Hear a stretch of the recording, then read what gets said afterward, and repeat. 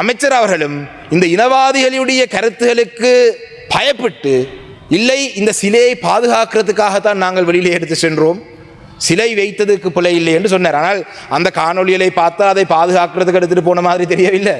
அதை அகற்றினதுதான். எக்காரணத்து கொண்டும் இன்னொரு மதத்தினுடைய அடையாளங்களை சட்டவிரோதமாக இருக்கிறதை நாங்கள் எதிர்த்தாலும் கூட நாங்கள் அப்படி வன்முறையில் ஈடுபட்டு ஒரு சிலையை உடைக்கிற அளவுக்கு கேவலமான இனம் தமிழ் இனம் அல்ல.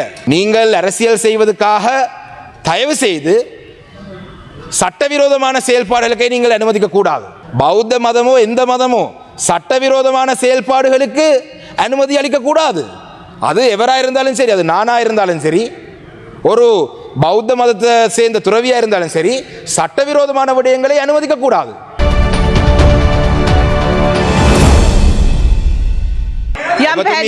ඔබතුමිය DCC මොන පදනම එතුමියට කොහොමද ඔබතුමී පොයින්ට් ඔෆ් ඕඩර් එකක් දුන්නේ නෑ? එතුමිය බිමල් රත්නායක ඇමතුමාගේ භාර්යාව නිසාද පොයින්ට් ඔෆ් ඕඩර් එකක් ලබා දුන්නේ? මන්ත්‍රීතුමා ඔබතුමාට විනාඩි 17ක් කාලයක් ලැබෙනවා. භාර්යාව නිසාද පොයින්ට් ඔෆ් ඕඩර් එක ලබා දුන්නේ? සභානායකගේ නෝනට එහෙම දෙන්න පුළුවන්ද වෙලාව? එහෙම දෙන්න බෑ. මේ පාර්ලිමේන්තුව. ඔබතුමිය මේ අනිත් මන්ත්‍රීවරුන් ඉස්සෙල්ලා නිශ්ශබ්ද කරලා පාලනය කරලා දෙන්න මට. පොයින්ට් අනිත් මගේ වෙලාව පටන් ගන්න කලින් අනිත් මන්ත්‍රීවරුන් නිශ්ශබ්ද කරලා දෙන්න ඔබතුමිය. පොයින්ට් එක කියලා ලිමක් කරනවා නිවැරදි කරන්න. පොයින්ට් එක කියලා ඔබතුමියගේ මං ඉල්ලීමක් කරනවා නිවැරදි කිරීමක් කරන්න. පොයින්ට්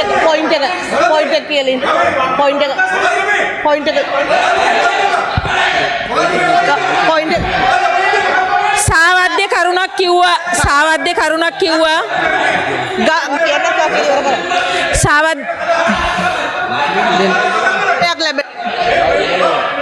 නොමගේවන්න දෙන්න බැහැ. රාසමානිකම් මන්ත්‍රීතුමා ඔබතුමා කතා කරන්න ඔබතුමාට විනාඩි 17ක් කාලයක් තිබෙනවා. සභාව පාලනය කරලා දෙන්න මට කතා කරන්න බෑ. මෙහෙම සභාව පාලනය කරලා දෙන්න. කරුණාකර සභාව නිශ්ශබ්ද වෙන්න රාසමානිකම් මන්ත්‍රීතුමා ඔබතුමා කතා කරන්න. සභාව මට ඇහෙන්නේ ගරු DCC මට ඇහෙන්නේ සභාව පාලනය කරලා දෙන්න යන්න එපා. ගරු රාසමානිකම් මන්ත්‍රීතුමා ඔබතුමා කතා කරන්න. මට ඇහෙන්නේ යම් පැහැදිලි කිරීමක් කරන්න ඉල්ලීමක් කරේ. සභාව පාලනය කරලා දෙන්න. ඔබතුමිය කොහොමද මොන පදනම යටතේද එතුමියට සාවර නියෝග යටතේ මොන සාවර නියෝගයද දුන්නේ කියලා කියන්නේ නැත්නම් මේ മന്ത്രിවරුන්ටත් දෙන්න සභාව පාලනය කරලා දෙන්න. මට ඇහෙන්නේ නැහැ කිසි දෙයක්. එතුමිය යම් පැහැදිලි කිරීමක් කළේ. ඔබතුමිය සභාව පාලනය කරලා දෙන්න. නැත්තම් මට ඇහෙන්නේ කතා කරන්න. මට අද වැදගත් කාරණා කතා කරන්න තියෙනවා. සභාව පාලනය කරලා දෙන්න. අද දින ශීර්ෂයට අදාළ කරුණක් නෙමෙයි එතුමිය යම් පැහැදිලි කිරීමක් කරන්න ගත්තේ. ඔබ රාසමානික මන්ත්‍රීතුමා ඔබතුමා කතා කරන්න. ඔබතුමාගේ කාලය පටන් ගත්ත ඔබතුමා කතා කරන්න. ලසුනේ මන්ත්‍රීමනි කරුණා කරලා සභාව පාලනය කරලා දෙන්න මට කතා කරන්න. කරුණාකර සභාව නිහඬ වෙන්න. රාසමානික මන්ත්‍රීතුමා කතා කරන්න. රාසමානික මන්ත්‍රීතුමා ඔබතුමාට වෙලාව ආරම්භ වෙලා තියෙන්නේ. හරි මගේ ගරු මුලසුනේ සභාපතිතුමනි වෙලාව දැන් මේ ඔබතුමිය මෙතුමා පොඩ්ඩක් මොන හරි පාලනය කරලා දෙන්න මට කතා කරන්න බෑ නැත්තම්. නේද මට ඇහෙන්නේ නැහැ නේද? මම කොහමද? ඒක මුලසුනේ වැඩන්නේ. මට එහෙම කතා කරන්න බෑ මන්ත්‍රීතුමා. තප්පර 15ක්. එච්චරයි. කාලය කළමනාකරන කරන්න ඕනේ. ගරු මූලාසන මන්ත්‍රීතුමනි අතට දීපු එක නෙවෙයි අපේ ප්‍රශ්න අනු දෙක මම පොයින්ට් එක කියන්නම්. ඔබතුමී වරදක් කරන්න එපා. ඒ පැතරේම දීලා ඔබතුමී නඹට හොඳ නැහැ. තප්පර 15ක්. ගරු රාසමානික මන්ත්‍රීතුමා ඔබතුමා විනාඩි 17ක් කාලයක් තිබෙනවා. අද අපේ පක්ෂයට ඉතාම වැදගත් විවාදයක්. මට මෙහෙම බාධා කරනකොට මට කතා කරන්න බෑ. මම මේ පාපිස්සක්වත් පොල්ලෙල්ලක්වත් නෙමෙයි. මම දිස්ත්‍රික්කෙදින් ලාවේ මට කතා කරන්න අයිතියක් තියෙනවා. මගේ වෙලාව පටන් ගන්න ගරු සභාපතිතුමේ දැන් වෙලාව 2:04යි. මට අයත් ඒ වෙලාව දෙන්න. Today at the committee stage of the debate there is a couple of very important topics that are the allocations for those subjects are being debated today. First of all, I'd like to touch upon the Ministry of Tourism and Foreign Employment. Honorable Minister and the Deputy Minister are both present in the chamber.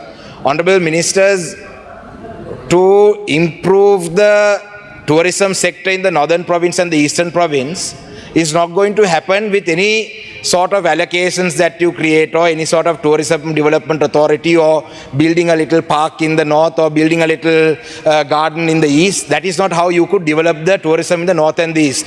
The only way to develop the tourism sector in the north and the east, where the north and the east can also contribute to this country's economy, is through developing the connectivity to the north and the east. Now a year has passed under this NPP government.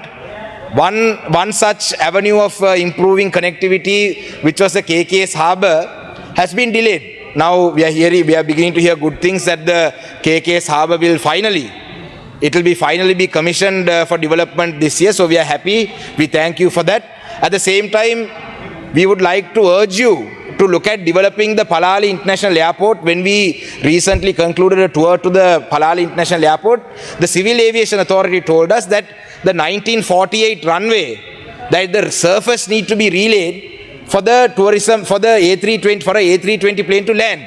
Now, that's not a major development that you need to do, Honorable Minister. So if you are really interested in developing the tourism sector in the north, please look into improving connectivity. I know it's not the Ministry of Ports and Aviation is not your ministry, but still, as a tourism minister, please, I would like to encourage you to look into that. At the same time, there are some allocations to develop the Hinguragoda domestic airport under this budget. Along with that, the Batiklo International Airport is also there. It's able to function.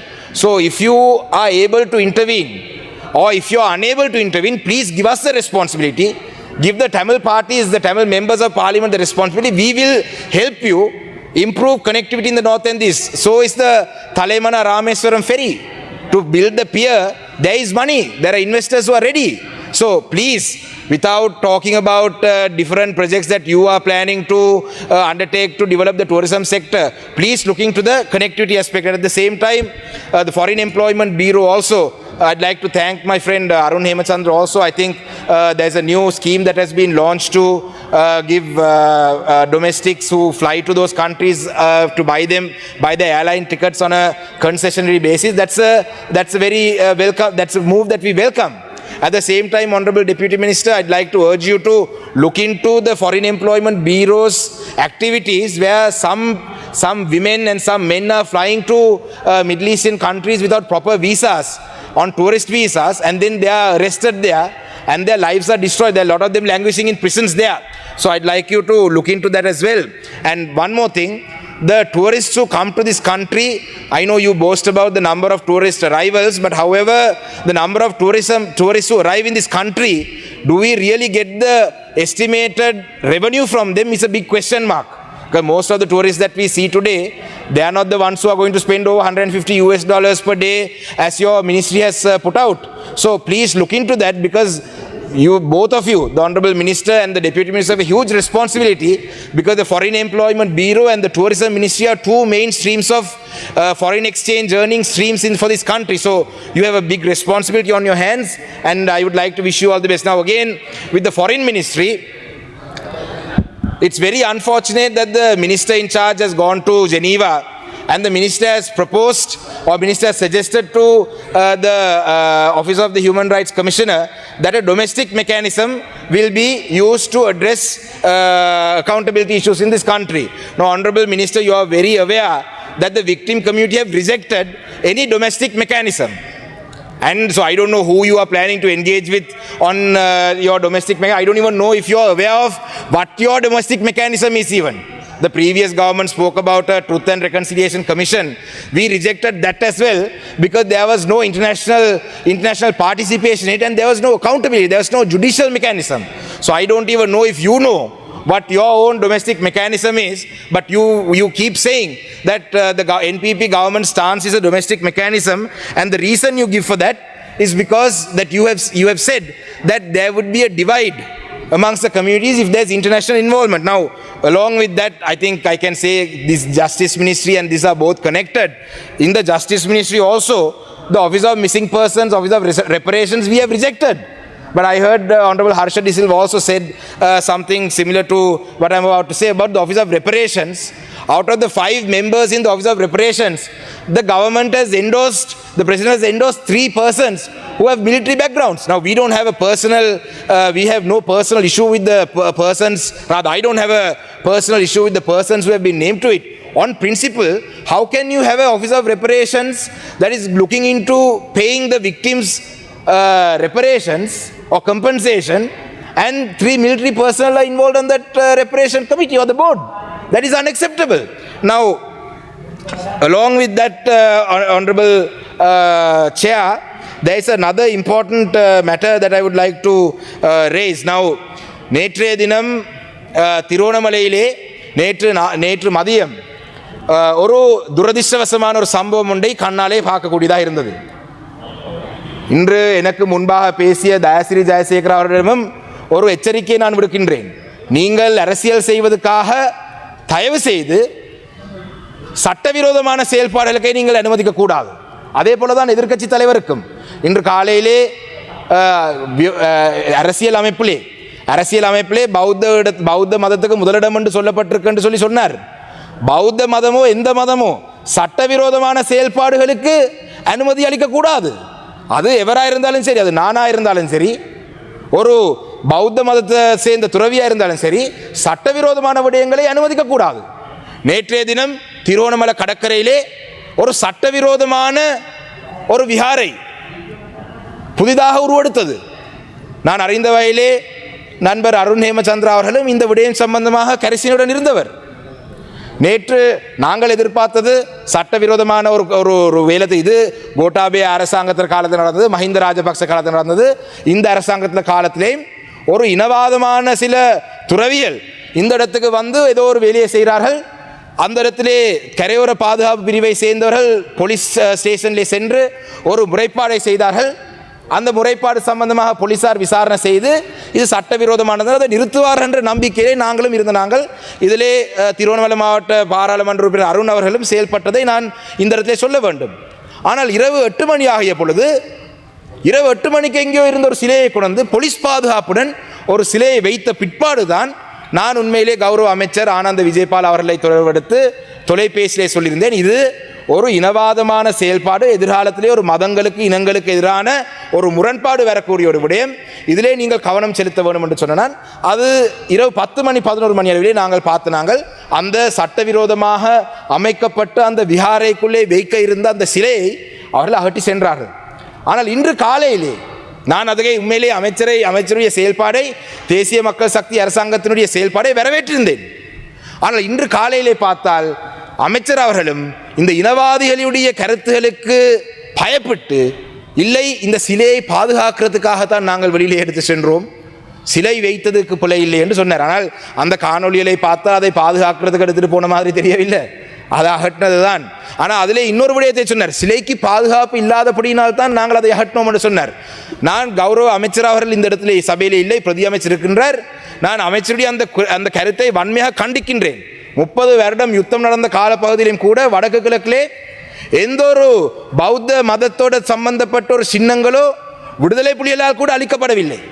அப்போ தமிழ் மக்கள் இந்த இரவாக போய் சிலைகளை உடைக்கிற மக்கள் அல்ல. அதை எக்காரணத்தை கொண்டும் இன்னொரு மதத்தினுடைய அடையாளங்களை சட்டவிரோதமாக இருக்கிறதை நாங்கள் எதிர்த்தாலும் கூட நாங்கள் அப்படி வன்முறையில் ஈடுபட்டு ஒரு சிலையை உடைக்கிற அளவுக்கு கேவலமான இனம் தமிழ் இனம் அல்ல. அது சில இனங்கள் சைவ சமய வழிபாடுகள் செய்த ஆலயங்களை எடுத்திருக்கிறார்கள், கிறிஸ்தவ தேவாலயங்கள் எடுத்திருக்கிறார்கள். நாங்கள் அப்படியானதை செய்யவில்லை. ஏன் இந்த இராணுவம் கூட வடமாகாணத்தை மயிலிட்டி பிரதேசத்திலே பலாலி பிரதேசத்திலே இருக்கிற இராணுவ கட்டுப்பாட்டுக்குள்ளே இருக்கிற கத்தோலிக்க தேவாலயங்களை எடுத்திருக்கிறார்கள். நாங்கள் அவ்வாறு செய்கிறவர் அல்ல. ஆனால் இந்த விடயம் முழுக்க ஒரு சட்டவிரோதமான செயல்பாடு.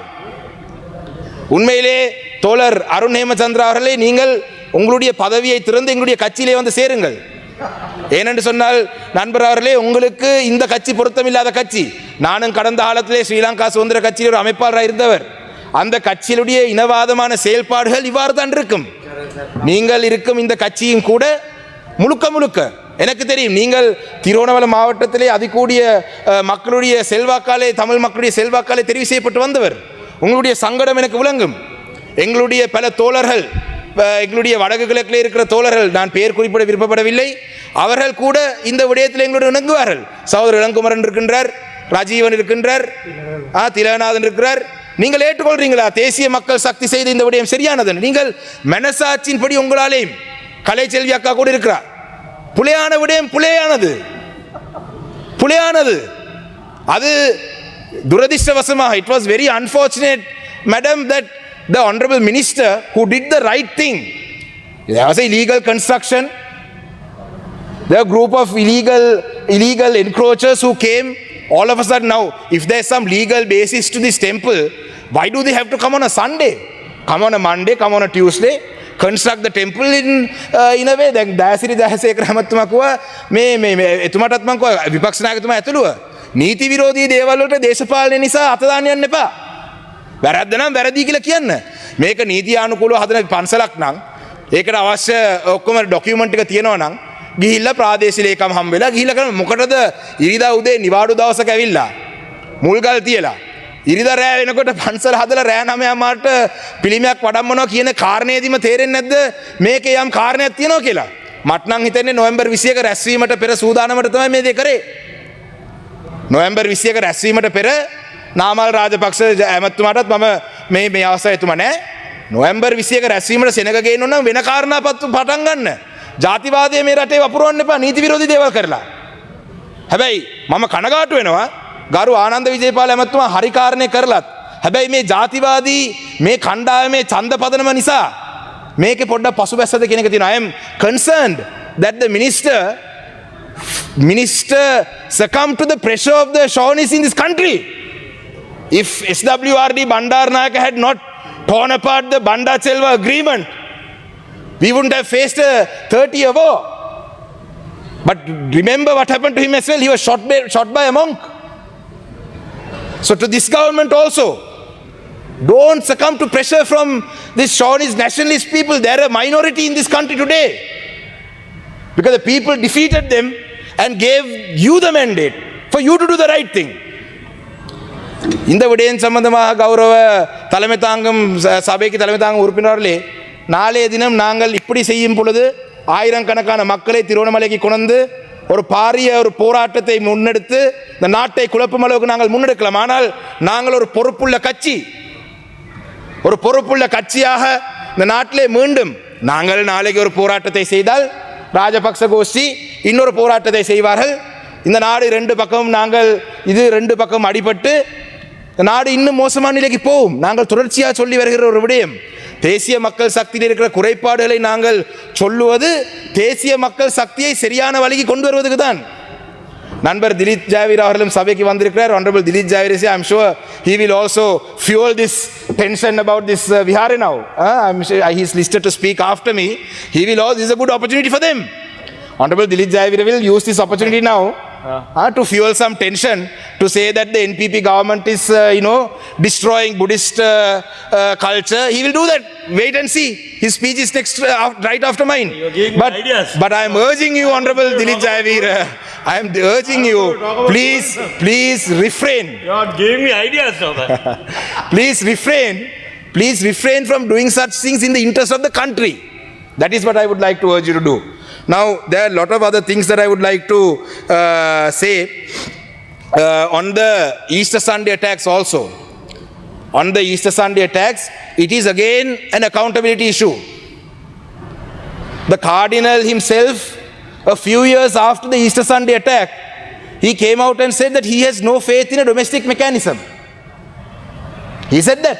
ගරු මන්ත්‍රීතුමා තව විනාඩි දෙකක් කාලයක් තිබෙනවා ඔබතුමාට. The Cardinal, after a few years after the Easter Sunday attack happened, he has come out and said, not recently, a few years ago, he said that he has no faith in a domestic mechanism.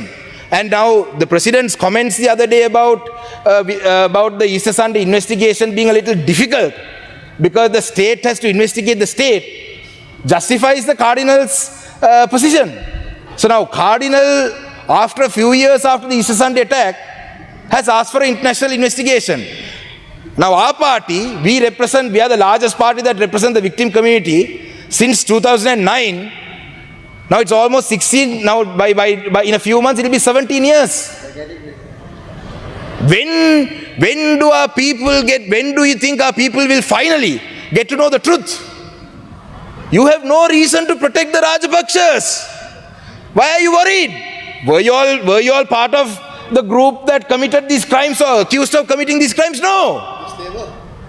They were. Yeah, they were very much part of it. Sorry, Honorable Gajan is here. He's correcting me that they were very much part of it, but the command responsibility directly would lie with the Rajapaksas. That is what I would say. The president and the head of the armed forces was Mahinda Rajapaksa. The acting defense minister was Maithripala Sirisena. They are the ones who should be worried. Why are you worried? You are trying to protect the state. Why are you trying to protect the state? Because that is a significant vote bank. If you put, I'll speak on that tomorrow as well.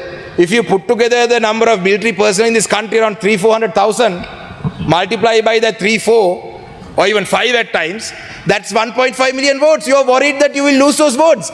Are you here to do the right thing or are you here to just keep winning elections? කාලය අවසන්. Let me check.